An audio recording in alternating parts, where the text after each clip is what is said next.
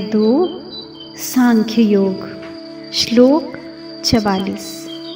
श्री भगवानुवाच भोगैश्वर्य प्रसक्तानां तयापहत चेतसां व्यवसायात्मिका बुद्धि समाधो न विधीयते। तयापहरत चेतसाम। पहले के श्लोक में जिस पुष्पित वाणी का वर्णन किया गया है, उस वाणी से जिनका चित्त अपहृत हो गया है, यानी स्वर्ग में बड़ा भारी सुख है, दिव्य नंदन वन है, अप्सराएं हैं, अमृत है, ऐसी वाणी से जिनका चित्त उन भोगों की तरफ खिंच गया है।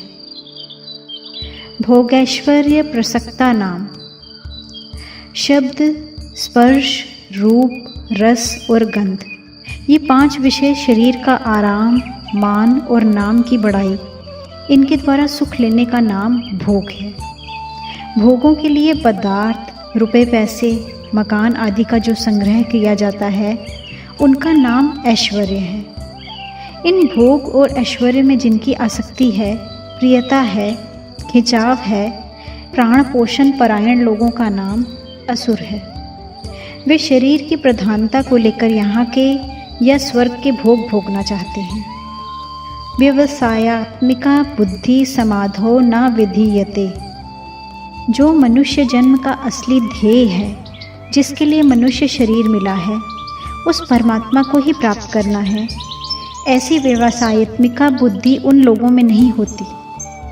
तात्पर्य ये है कि जो भोग भोगे जा चुके हैं, जो भोग भोगे जा सकते हैं, जिन भोगों को सुन रखा है और जो भोग सुने जा सकते हैं, उनके संस्कारों के कारण बुद्धि में जो मलिनता रहती है, उन मलिनता के कारण संसार में सर्वथा विरक्त होकर एक परमात्मा की तरफ चलना है, ऐसा दृढ़ निश्चय नहीं होता। ऐसे ही संसार की अनेक विद्याओं, कलाओं आदि का जो संग्रह है, उससे मैं विद्वान हूँ, मैं जानकार हूँ, ऐसा जो अभिमान जन्य सुख का भोग होता है, उसमें आसक्त मनुष्यों का भी परमात्मा प्राप्ति का एक निश्चय नहीं होता। विशेष बात, परम दयालु प्रभु ने कृपा करके इस मनुष्य शरीर में एक ऐसी विलक्षण विवेक शक्ति दी है, जिससे वह सुख दुख से ऊंचा उठ जाए, अपना उद्धार कर ले, सबकी सेवा करके भगवान तक को अपने वश में कर ले। इसी में मनुष्य शरीर के साथ रखता है। लेकिन प्रभु प्रदत्त इस विवेक शक्ति का अनादर करके नाशवान भोग और संग्रह में आसक्त हो जाना पशु बुद्धि है। कारण कि पशु पक्षी भी भोगों में लगे रहते हैं।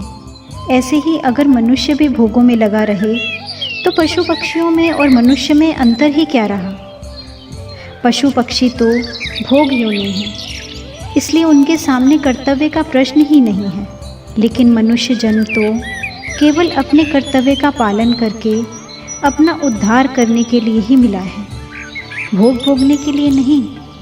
इसलिए मनुष्य के सामने जो कुछ अनुकूल प्रतिकूल परिस्थिति आती है, वह सब साधन सामग्री है, भोग सामग्री नहीं।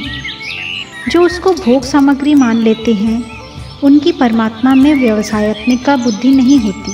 वास्तव में सांसारिक पदार्थ परमात्मा की तरफ चलने में बाधा नहीं देते, बल्कि वर्तमान में जो भोगों का महत्व अंतःकरण में बैठा हुआ है, वही बाधा देता है।